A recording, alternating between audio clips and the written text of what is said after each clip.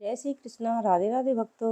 आज हम आपको वैशाख मातम्य का 19वां अध्याय सुनाने जा रहे हैं। व्याग बोला, हे ब्राह्मण, आपने समस्त सुख फल एवं वैशाख मास के धर्म विष्णु भगवान के निमित्त बताए हैं। सो हे प्रभु, वह विष्णु कैसे हैं, उनके लक्षण क्या हैं, उनका परिमाण क्या है और कैसे लोग अपने सद्भावों से उन्हें जान सकते हैं। वैष्णव धर्म क्या है, जिनसे विष्णु भगवान प्रसन्न होते हैं, यह सब मुझे बताइए, मैं आपका सेवक हूँ।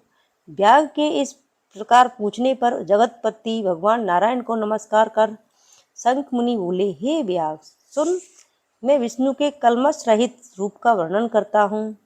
यह रूप ब्रह्मादि से लेकर किसी मुनि के ध्यान में नहीं आता। विष्णु भगवान पूर्ण शक्ति युक्त निर्गुण निश्चेत अनंत सच्चिदानंद रूप हैं। संपूर्ण चराचर विश्व उन्हीं के आश्रय और बस में है। अब मैं तुझे उसी परमात्मा के साक्षात ब्रह्म के लक्षण बताता हूँ, जिससे उत्पत्ति स्थिति संहार आवृत्ति नियम प्रकाश बंध मोक्ष और वृद्धि होती है। वही साक्षात विष्णु ब्रह्म है। यही ब्रह्म शब्द उत्पत्ति करते हैं, व्युत्पत्ति करते हैं। इनके जन्म आदि तो केवल शास्त्रों में ही जान जाते हैं।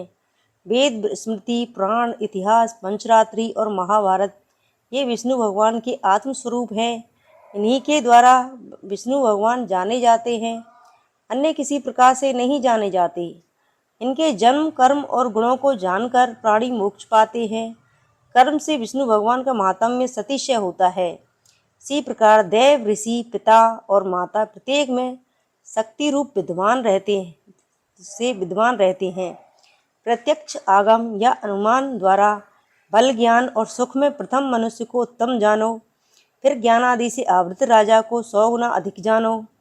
इनसे तत्व अभिमानी देवताओं को 100 गुना अधिक जानो। तत्व अभिमानी देवताओं से ऋषि बड़े हैं।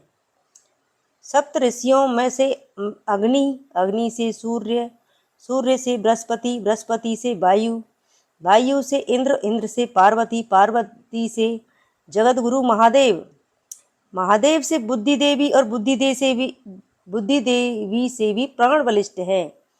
प्राण से अधिक कुछ नहीं है, प्राण में ही सब है। इस संसार में स्थित तथा चेष्टित है। नील मेघ के समान प्रभा युक्त सबका आधारभूत इसको सूत्र कहते हैं। लक्ष्मी के कटाक्ष मात्र से इसकी स्थिति है। यह सुन व्याध बोला, वह लक्ष्मी देवी विष्णु भगवान की एकमात्र कृपा पात्र है। विष्णु भगवान से अधिक या समान कोई नहीं है। अतः जीव में इस प्राण का नाम सूत्र कैसे हुआ, हे ब्राह्मण, इसका निर्णय समझाकर कहो। परमात्मा प्राण से परे कैसे हैं? शंख मुनि बोले, हे व्याग, जो तू पूछता है वह सुन। मैं संपूर्ण जीवों के कल्याण के उद्देश्य से कहता हूँ। प्राचीन काल में नारायण भगवान ने कमल योनि से ब्रह्मा को रचकर देवताओं से कहा, मैं ब्रह्मा को तुम्हारा राजा बनाऊंगा और जो कोई तुम में सर्वश्रेष्ठ हो उसे तुम युवराज बनाओ, परंतु वह शील, शौर्य और औदार्य आदि गुणों से युक्त हो। भगवान के ऐसा कहने पर सब देवता इंद्र के पास जाकर आपस में विवाद करने लगे कि युवराज हम होंगे, कोई कहे हम होंगे। इस प्रकार विवाद करते कोई सूर्य को सर्वश्रेष्ठ कहने लगा, कोई इंद्र को, कोई चुपचाप खड़े रहे। जब वे लोग किसी प्रकार निर्णय नहीं कर पाए, तब नारायण के पास गए और सब देवता नमस्कार कर हाथ जोड़कर कहने लगे, हे महाराज, हमने आपस में बहुत विचार किया, परंतु हमसे कोई भी अधिक सर्वश्रेष्ठ नहीं दिखाई देता है। अतः हे प्रभु, आप ही इसका निर्णय करके हमारे संशय को दूर करिए। देवताओं की बात सुनकर भगवान हंसकर कहने लगे कि मेरे विराट रूप शरीर में से जिसके निकलने से शरीर गिर पड़े और फिर उसके प्रवेश होने से खड़ा हो जाए, वही सब देवताओं में अधिक श्रेष्ठ है और कोई नहीं। यह सुनकर देवताओं ने तथास्तु ऐसा ही कहा। तब जयंत नाम के देवता भगवान के 5 पाँव में से निकल गए। उसको सब पंगु कहने लगे, परंतु देह नहीं गिरा और पूर्ववत ही सुनता, बोलता, सूंघता, जीता, देखता, जागता और श्वास लेता रहा। इसी प्रकार गृहेंद्रिय में से दक्ष नाम प्रजापति निकल गए, हाथों से देवताओं का स्वामी इंद्र निकला, उसे हस्तहीन कहने लगे। नेत्रों से सूर्य निकला, तब उसे काना कहने लगे। घ्राणेन्द्रिय से अश्विनी कुमार निकले, तब उसे नासिका रहित कहने लगे। कानों से दशाएं निकली, तब उसे बहरा कहने लगे। जिह्वा से वरुण निकल गया, वाणी से वाणीश्वर अग्नि निकला, मन को चैतन्य करने वाले रुद्र भी निकल गए। तब भी देह नहीं गिरा और पूर्ववत सब कार्य करता रहा। तत्पश्चात प्राण निकला, तो प्राण के निकलते ही देह मृतप्राय होकर गिर पड़ा।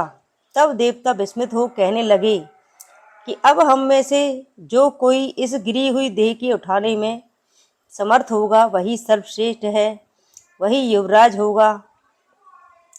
तब उसी क्रमानुसार जैसे जैसे जो निकल रहे थे वैसे वैसे ही वे प्रवेश करने लगे। रुद्र ने मन में प्रवेश किया, परंतु देह नहीं उठा पा रहा था। सबसे पीछे प्राण घुसे, तो प्राणों के प्रवेश करते ही शरीर उठ खड़ा हुआ। तब देवताओं ने निश्चय किया कि बल, ज्ञान, धैर्य, वैराग्य और जीवन से भी अधिक यह प्राण समस्त देवताओं का अधीश्वर और व्यापक है। अतः प्राण को ही युवराज बनाया और उसके सम्मानार्थ सामवेद का गान करने लगे। इसलिए स्थावर और जंगात्मक यह सृष्टि प्राणात्मक है। अधिक बलवान सब जीवों की अंतरात्मा है, भिन्न भिन्न कर्मों का संपादन करने वाला है। यही लीला करके सब संसार को रचने, पालने और संहार करने में समर्थ है। शेष, शिव और इंद्र आदि जड़ चेतन कोई भी सिवाय विष्णु भगवान के इसका प्रभाव नहीं कर सकता। यह सर्वव्यापक है तथा वासुदेव भगवान का अनुवर्ती एवं वशीभूत है। यह भगवान के प्रतिकूल न कभी सुना है, न ही देखा है। इंद्र आदि देवता प्रतिकूल हो जाते हैं, परंतु प्राण कभी भी विष्णु भगवान के प्रतिकूल नहीं होता है। ऐसे भगवान के महात्म्य और लक्षण जानो। जैसे सांप जीर्ण कांचली को छोड़ देता है, उसी तरह जीव भी पूर्व जन्म की मानव देह को त्याग कर नारायण के समीप परम धाम को प्राप्त होता है। यह सुनकर व्याग अत्यंत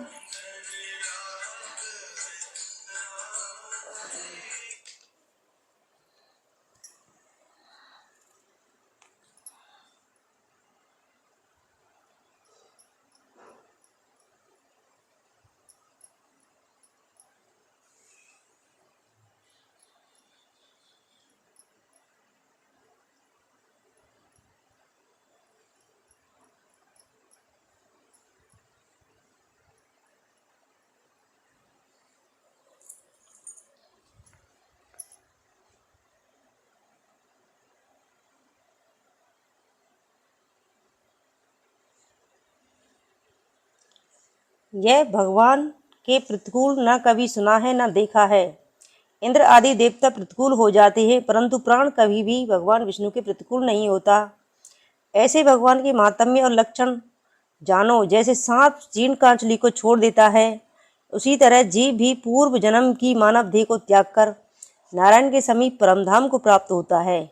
यह सुनकर व्याग अत्यंत प्रसन्न होकर बोला, हे ब्राह्मण, जगत गुरु सर्वेश्वर प्राण की महिमा लोक में है, कोई भी नहीं जानता। देवता, मुनि, राजा और महात्मा आदि की महिमा प्राण तथा लोक हित में बहुत सुनाई देती है।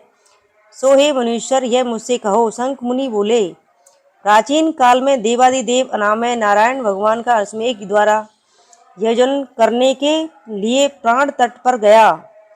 वह बहुत से मुनियों को संग ले चल हल से भूमि की शुद्धि करने लगा।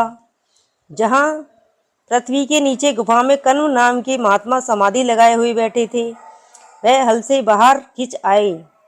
तब प्राण को अपने सामने खड़ा हुआ देखकर क्रोध से साप देते हुए बोले, आज से तेरी महिमा तीनों लोक से जाती रहेगी और विशेषकर भूलोक में तुझे कोई नहीं मानेगा।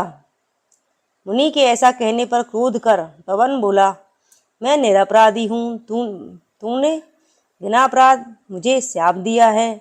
सो हे कण्व, तुम गुरुद्रोही हो और तेरी वृत्ति विश्व में निंदित हो। तभी से संसार में विशेषकर भूलोक में प्राण की महिमा प्रसिद्ध नहीं है और श्राप के कारण कण्व गुरु को मारकर सूर्य का शिष्य हुआ।